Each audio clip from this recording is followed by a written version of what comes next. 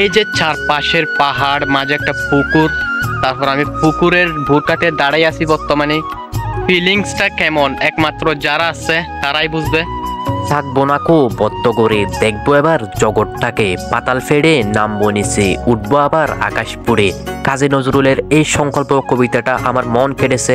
আজকে হচ্ছে আমি পাহাড়ে ঘুরতে যাব, সেজন্য আমি প্রথমে বাসা থেকে বের হয়ে গেলাম।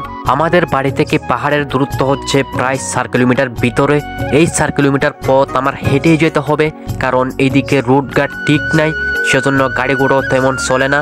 4 কিলোমিটার পথ আমার হেঁটে যেতে প্রায় 40 থেকে 45 মিনিট লাগবে। ও মাই গড, সামনে একটা পানি যাওয়ার অনেক বড় পথ। এখন জাম্প মেরে পার হতে হবে। জানি না জাম্প মেরে পার হতে পারবো কিনা, দেখি জাম্প একটা মারা যাক। ও মাই গড, অনেক বড় এটা পানি যাওয়ার পথটা। আলহামদুলিল্লাহ, আমি অলরেডি পার হয়ে গেলাম জাম্পের মাধ্যমে। তো আমি হাঁটতে হাঁটতে প্রায় 3 কিলো ক্রস করে ফেললাম, আর 1 কিলো হাঁটলেই আমি পাহাড়ে পৌঁছবো। আমি হাঁটতে হাঁটতে ঘেমে গেছি। এখন এখানে কিছু 5 মিনিট রেস্ট নিব, তারপর আবার হাঁটা শুরু করব। দূর থেকেই বাইরের পাহাড়গুলো দেখা যাচ্ছে একটু একটু। আমি প্রায় পাহাড়ের কাছাকাছি চলে যাচ্ছি।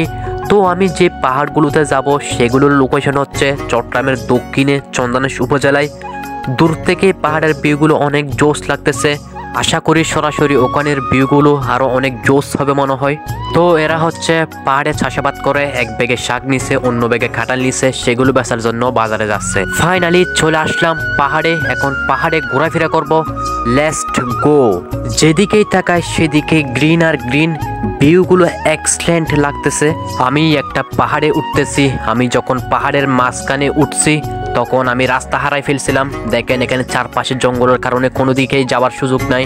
পরে ছোট্ট একটা রাস্তা খুঁজে পাইলাম, এই রাস্তা দিয়েই উঠতেছি আমি উপরে। অনেকক্ষণ খোঁজার পর পাহাড়ে একটা মনের মতো জায়গা পাইলাম। জায়গাটা অনেক পরিষ্কার, মন চাইছে এখনই শুয়ে পড়তাম মাটিতে। আমি এখন এখানে কিছুক্ষণ বসবো। এই যে চারপাশের পাহাড়, মাঝে একটা পুকুর, তারপর আমি পুকুরের ভুরকাতে দাঁড়াই আছি বর্তমানে।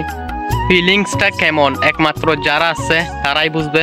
তো ভিডিওটি এখানে শেষ। আমার নেক্সটে আরও একটা ব্লগ আসবে।